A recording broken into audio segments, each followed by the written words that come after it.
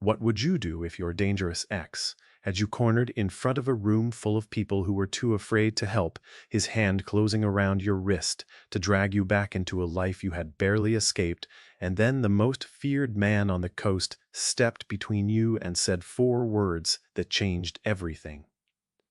She is my wife now. Your ex had spent years teaching you that no one would ever come. That was the whole architecture of the fear, the certainty that if you cried out, the room would look away, because it always had. And then a shadow fell across the two of you, a hand that had ended.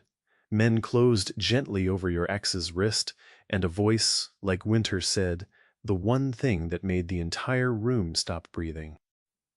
This is a story of hidden worth, of a woman taught that no one would ever stand between her and the man who hurt her, and of the ruthless figure who stepped in and turned a rescue into something neither of them expected.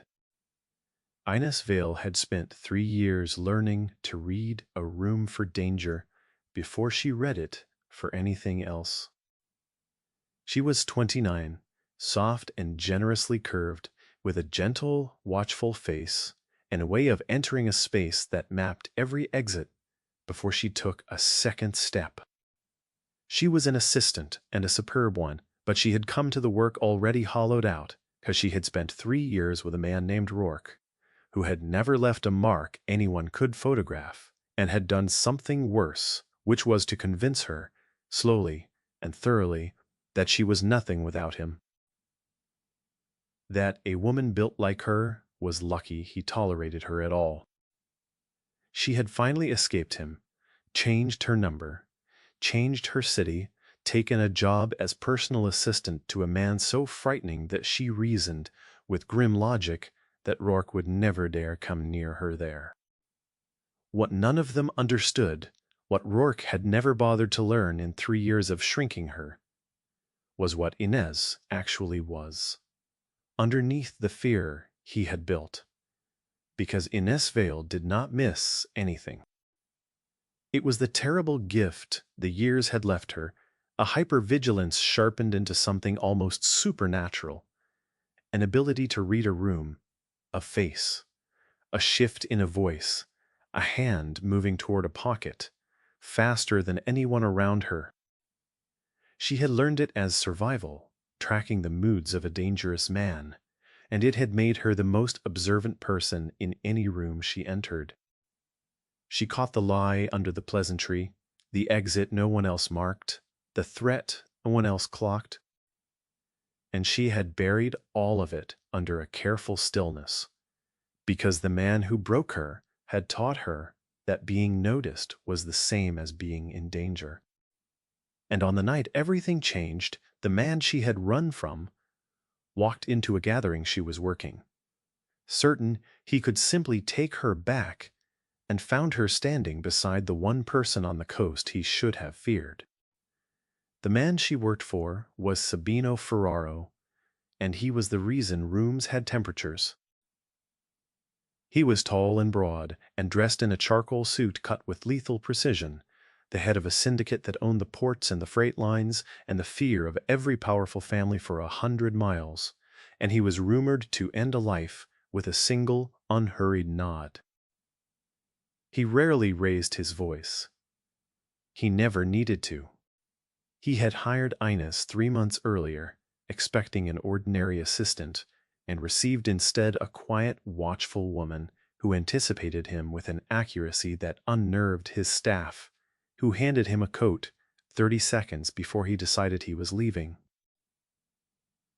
who once stopped him at a doorway with a hand on his sleeve and a single murmured word, because she had seen something wrong in the posture of a man across the room that his own guards had missed. Sabino Ferraro had spent his life surrounded by people who watched him out of fear. He had never met someone who watched everything out of a habit of survival, and who was, he slowly realized, most perceptive person he had ever employed.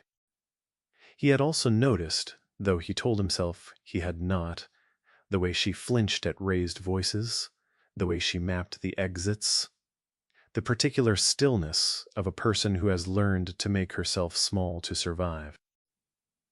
And it had made something in the coldest man on the coast go quiet and dangerous long before he ever met the man responsible. That man arrived on a Thursday. Rourke had found her, the way controlling men always eventually do, through a careless photograph she could not have known to cut. And he came to the gathering where she worked with the smooth confidence of a man who had never once been told no. He crossed to where she stood, and Inez felt her own blood drop cold. 3 years of conditioning seizing her muscles, and he smiled the smile that had always come before the worst of it, and closed his hand around her wrist. "Time to come home," he said, low and pleasant. "You have embarrassed yourself long enough." And the room, full of powerful people, did exactly what rooms had always done in Inez's life. It looked away, except one person did not look away. The temperature in that room dropped 40 degrees, and every guest felt it before they understood why, and Sabino Ferraro crossed the floor without hurrying, and the crowd parted before him the way crowds part before something lethal, and he did not stop until he stood between Inez and the man holding her wrist. He looked, once, at Rourke's hand. Then he closed his own over Rourke's wrist, not fast, almost gently, and Rourke's fingers opened of their own accord, because some animal part of him understood, a half-second too late, exactly what he had walked up to. "Take your hand off her," Sabino said, very quietly, and then to the entire silent room, in a voice pitched to carry to every ear, he said the 4 words that ended Inez Vale's 3 years of running. The room made no sound at all. Inez stood frozen, her wrist still burning from Rourke's grip, and stared at the man she worked for who had just claimed her in front of 200 people to a man who had spent 3 years teaching her that no one would ever come and understood that someone finally had. Rourke, to his credit, tried. It tempted to reassert control, to laugh it off, to explain that there had been a misunderstanding, that Inez was confused, that she belonged to him. And Sabino turned the full weight of his attention on the man, and did not raise his voice, and said something quiet, no one else could hear. And, whatever it was, Rourke went the color of ash and did not finish his sentence, and left without another word. And the whole room watched a man who had ruled a woman for 3 years walk out with his certainty in ruins. Then Sabino turned back to Inez, and the lethal thing in his face was gone, and what was left was careful and quiet. And he said, in a completely different voice, "Come with me." He took her, over her shaking silence, to a quiet room away from the crowd. And there, once the door was closed, he did the thing that no one in her life had ever done. He apologized. "I should not have said it that way," he said. "I said the one thing that would make him let go and never come back. Because I have met men like that, and nothing short of a wall he cannot climb makes them stop. But I claimed you in front of 200 people without asking, and that was a thing done to you, not for you, and I will not be another person who decides your life without your voice in it." He drew a breath. "So let me be clear. You are safe. That man will never touch you again, whether you stay in my house or walk out of it tonight. What I said out there can be as real or as false as you decide, but I did not say it to own you. I said it because I watched an entire room look away from you, and I have never wanted so badly to be the one who did not." And Inez Vale, who had spent 3 years being told no one would ever stand between her and harm, stood in a quiet room with the most dangerous man on the coast, and understood that someone finally, impossibly, had. She stayed. She told herself it was because Rourke was still out there. It was not only that. And so began the slow unfolding of a woman who had been taught to make herself invisible because Sabino Ferraro did the one thing that undid every lie Rourke had ever planted, which was to treat her perception, the very thing that had kept her alive, as the most valuable thing in his world. He stopped calling her his assistant. He began asking her to simply watch in meetings, at tables, in rooms full of dangerous men, and afterward to tell him what she had seen, and time after time she saw the thing his own people missed, the shifted loyalty, the smile that did not reach the eyes, and time after time it mattered. He put her at his side in public, and dared the world to comment, and it did not dare. And Ines began to take up space, to stop mapping exits out of terror, and start reading rooms out of power. Every evening they sat over a decanter of amber whiskey.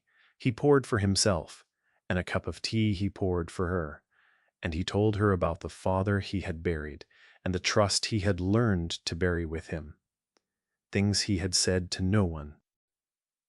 He learned she flinched at raised voices and softened at kindness, and it made him want to burn down every trace of the man who had taught her to be afraid.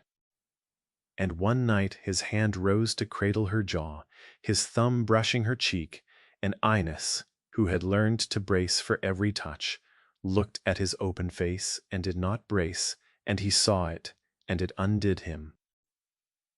But Ines, being Ines, had begun to notice something in that house that had nothing to do with Rourke, a wrongness she could not stop seeing, and it would not let her rest. The cruelty came at a formal gathering, and it arrived wearing the smugness of a woman who had never once been afraid in her life. Sabino had brought Ines in a gown of deep wine that celebrated every curve she had spent 3 years being told to hide, and midway through the evening a sleek, beautiful woman named Ottavia, who had spent 2 years positioning herself to be the next Signora Ferraro, cornered her by the terrace doors with an audience in tow. "Oh," the assistant, Ottavia said brightly, loud enough for the room, letting her eyes travel over Ines's body with theatrical sympathy. "The rescue. How very romantic," she smiled like a blade. "I do hope no one has let you believe this is permanent, sweetheart. He enjoys playing the savior. It flatters him. But a man like Sabino does not marry the frightened girl he pulled out of a bad situation. He marries a woman who can stand beside him. And nobody, and I do mean nobody, looks at a jumpy little assistant your size and sees a wife. Enjoy the dress while it lasts." The temperature in the room dropped 20 degrees, and the old Inez would have absorbed it, made herself small, slipped away to shake in a bathroom. But something had been rebuilt in her, and she did not lower her eyes. "You are right that I am watchful," Ines said, her voice quiet and perfectly level. 3 years with a dangerous man will do that. It taught me to notice things other people miss." She tilted her head. "And I have been noticing things all evening, Ottavia, such as the fact that you have slipped out to the East Terrace twice tonight to speak with a man who does not belong at this gathering, and that each time you returned, you touched your earring the way people do when they are wearing something that is listening. So, let us both be careful about who we call a frightened girl.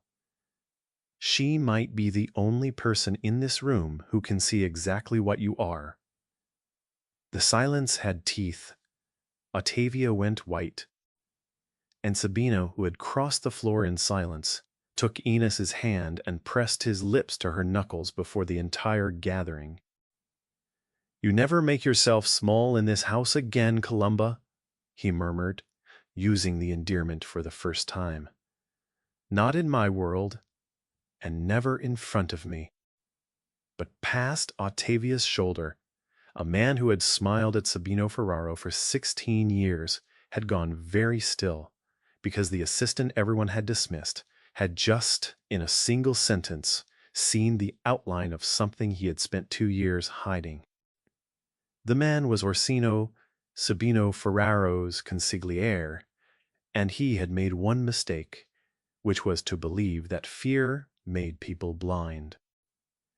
For 2 years, Orsino had been preparing to hand the family to a rival, using Ottavia as his channel, feeding her the movements the rival needed, and it had been perfect, because everyone in that house watched each other for ambition. And then Sabino had installed at his own right hand the single most perceptive person on the coast, a woman whose survival had depended on seeing what dangerous men tried to hide, and she had just, in front of a crowd, read Ottavia like a page. It was only a matter of time before she read him. Orsino smiled, thin and cold, and began, very quietly, to plan. It was the last mistake he would ever make as a free man. Ines brought it to Sabino that night, and she brought it the way she brought everything, completely, and with the certainty of a woman who had spent 3 years learning that her perceptions were the only thing that kept her alive. She was not an investigator, but she had watched for 3 months with the terrible attentiveness the years had left her, and she had filed all of it. She had seen Ottavia and Orsino exchange a look once that conspirators exchange and no one else notices. She had seen Orsino leave a meeting to take a call and return with the stillness of a man who has just told a lie. She had noticed that 3 times. A plan discussed only in Orsino's presence had been anticipated by the rival, and that his grief over the family's recent losses never once reached his eyes. And the thing that turned her cold, the detail she laid down last, was that the security rotation for the coming week, which Orsino had arranged, left a single window, on a single night, when the house would be thin, a gap that no honest scheduling explained. She laid it out on the table without drama, in order, and Sabino Ferraro went very still, and then he did the thing that undid her completely. He believed her instantly. He did not ask her twice. He did not demand that a man with a title confirm what an assistant had said. He looked at a case built from a shared glance and a liar's stillness, and a gap in a schedule assembled by a woman the world had spent 3 years teaching to doubt herself, and said quietly, "Orsino." Then he took her face in his hands and said, "If I move on him, and he sees it coming, he will not come at me. He will come at you, because you are the only person alive who saw him." And neither of them knew that Orsino had already made that decision and had chosen the very gap in the schedule she had found. The fortress went dark at 2:30. Ines woke to a silence so complete it pressed against her skin, and every instinct 3 years of surviving a dangerous man had honed, screamed that something was catastrophically wrong. Sabino had been drawn out at midnight to a meeting she now understood was a fabrication. And Ines, sitting up in the dark, knew with terrible certainty that they had come while he was away, and that they had come for her, because she was the one who had seen. She did not scream, she did not faint. And here was the thing that 3 years of Rourke had, without ever meaning to, built into her. Because a woman who has spent 3 years tracking a dangerous man through her own home in the dark, learning his footsteps and his moods, and every place a person can hide, has been trained into the most situationally aware person in any building she enters. She thought, cold and clear, the way she always had when the danger was close and panic would have been fatal. 2 floors below, a silenced weapon coughed, and a body met the marble. And Ines Vale did the thing that no one in that house, friend or enemy, had ever thought to account for, because the skills a controlling man had beaten into her had made her, without his knowledge, extraordinarily hard to catch in the dark. She did not run blindly. She moved the way she had learned to move through a house where being heard meant being hurt, silent and low, always aware of where the sight lines were and where they were not, and went first to the study where a hard-wired line ran on its own circuit and got one message out. Then she did the thing 3 years had taught her, which was that the way to survive a hunter in your own home is to know it better than he does, and to never, ever be where he expects. She did not hide in a bedroom or a bathroom, the places a frightened woman is expected to go, because she had learned long ago that those were the first places a hunter looks.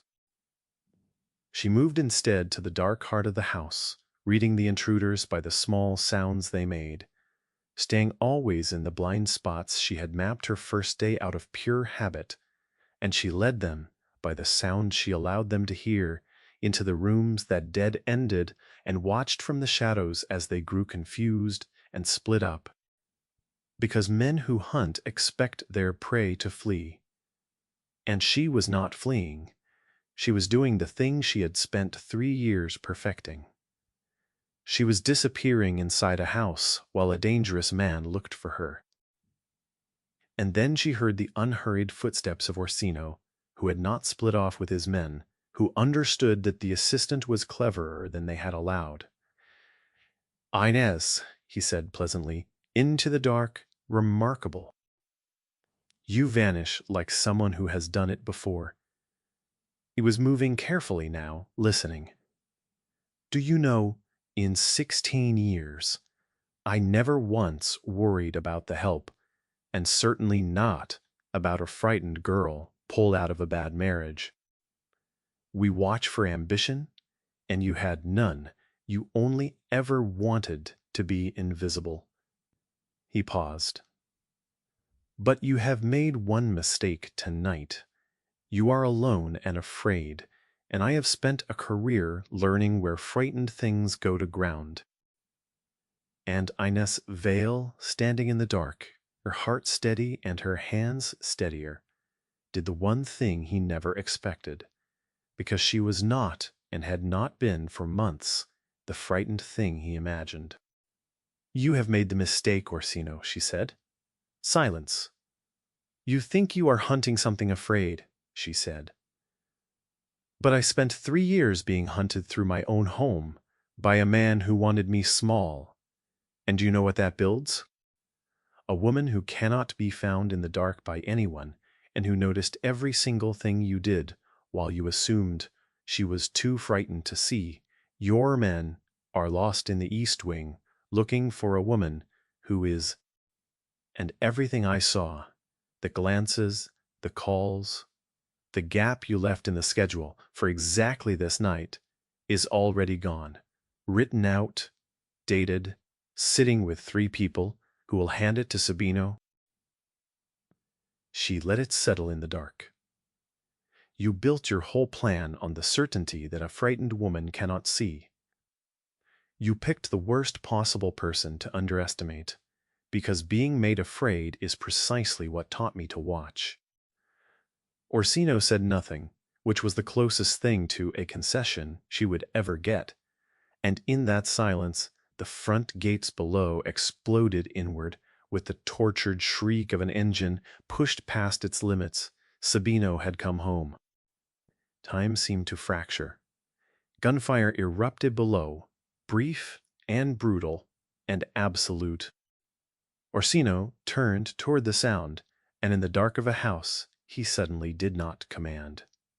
He misjudged his step, and Ines, who had learned in the hardest possible school to move silently through a dark house, was already gone from where her voice had been, slipping past him to the reinforced door she had marked on her first day, and through it, and turning the bolt before he understood she had moved at all. And then the corridor beyond flooded with light, and Sabino filled it, soaked in rain, his eyes wild and searching. Fausto, his loyal lieutenant, poured in behind him with 4 armed men, and the trap Orsino had spent 2 years building snapped shut around him instead. Sabino had him by the throat against the wall before he could speak. 16 years, he said. You planned to open my own house to my enemies, and when a woman saw you, you came into it for her. Then he turned his head, and the murderous cold in his eyes dissolved into raw, naked fear, and he released Orsino to Fausto's men and crossed to Inez in 2 strides. His hands moved frantically over her arms, her face, her shoulders, checking for any harm to what was his. "Are you hurt?" he demanded, his voice cracking. "Did he touch you? Look at me. Breathe. Tell me." "I'm all right," Inez said, steady even now, though her fingers curled into his soaked coat. "I sent his men into the east wing and disappeared. It turns out I am very good at not being found." And Sabino Ferraro let out a broken, disbelieving laugh into her hair, and then he framed her face in his trembling hands and looked at her the way no one in her whole overlooked life had ever looked at her. "You are magnificent," he breathed. "He hid in plain sight for 16 years, and my best men never saw it, and you saw the whole shape of it from a look and a schedule." And then his voice cracked open entirely. "Do you know what I understood the night I watched a man take your wrist, and a whole room look away?" he said hoarsely. "I understood that you had been taught your whole life that no one would ever step between you and harm, and I have never in my life wanted anything the way I wanted to prove that a lie." He pressed his forehead to hers. "She is my wife now," I said, "and I said it to save you, and I have spent every day since praying you would let it be true, because you are not the frightened girl anyone rescued. You are the most formidable person I have ever known." Orsino, man who had smiled at Sabino Ferraro for 16 years while preparing to open his house to his killers, learned the price of underestimating her before the week was out. Sabino did not act in blind rage. He let Inez lay the whole of it before the commission. The glances, the calls, the anticipated plans, the gap in the schedule that had been carved out for exactly that night. All of it seen and remembered by a woman that world had dismissed as a frightened assistant. And when the 5 families had seen the evidence, and Ottavia's role as the channel was exposed, and the rival house that had meant to walk through Orsino's gap was laid bare, Inez did not counsel death. "You do not need to make him a martyr," she said quietly. "You need to make him nothing." So they did it her way. They stripped Orsino of every asset and exposed 2 years of treason to the very families he had schemed to serve, and cast him out alive, bankrupt, disgraced, his name a warning whispered on every dock, a fate the old men agreed was far crueler than any quick and merciful bullet. And Ottavia, who had said that nobody looks at a jumpy little assistant and sees a wife, found her role in the plot exposed to the entire commission, and spent the years afterward at the far edges of a world that had stopped opening its doors to her, watching from the outermost table while the woman she had mocked sat at the head of the house. As for Rourke, the man Inez had run from for 3 years, he learned eventually and with terror exactly whose wife she had become, and moved to another city and lived very quietly and never came near her again. And Inez, when she thought of him at all, which grew rarer every month, felt nothing, taught completely, gotten free. Months later, on a bright morning washed gold with new sun, Aeneas Vale stood on the terrace of the fortress she now moved through, as though she had never once been afraid, reading every room she entered, not for the exits anymore, but for the pleasure of seeing clearly. She wore rich colors tailored to celebrate every curve she had spent 3 years being told to hide, and she took up exactly as much room as she pleased. Sabino came out and stopped simply to watch her. "You're reading the room again, Mr. Pleen." "Ferraro," she said, a smile in her voice. "Only you," he said, crossing to her and taking her hands. "Do you know what I understood?" "The night I said those 4 words," he said quietly. "A man spent 3 years teaching you that no one would come, and a whole room proved him right by looking away." He tilted her chin up, his dark eyes soft, in a way the rest of the world would never see. "And the thing they had all taught you was a weakness, that you watch everyone, that you miss nothing, that you can vanish in the dark, turned out to be the thing that saved my life and my whole house. They broke you into the sharpest instrument I have ever seen, Columba, and had the arrogance to call you frightened. You were never the woman anyone rescued. You were the one who saw us all." She looked up at the man the whole city feared, a man who bowed to no one and yet bowed entirely to her, and for the first time in her life, she believed she was exactly enough.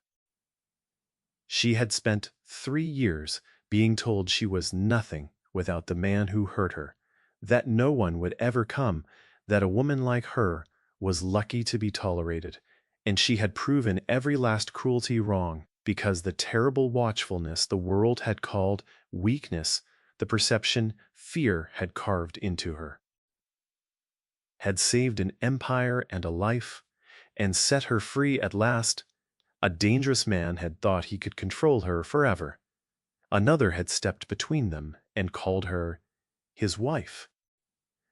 And by the time the real enemy understood what she was, the frightened girl everyone had dismissed had seen the whole of his betrayal, vanished in the dark that once terrified her, and walked out into the light untouched.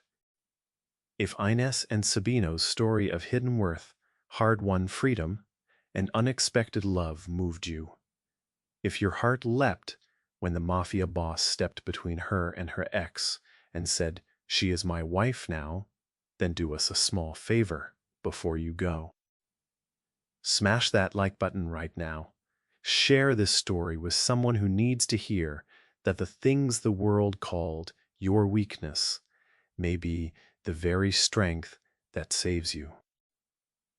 Subscribe to the channel and ring the bell so you never miss another twist-filled tale of the overlooked soul who finally gets everything she deserves. And drop a comment below and tell us, what was your favorite moment in Ines and Sabino's story?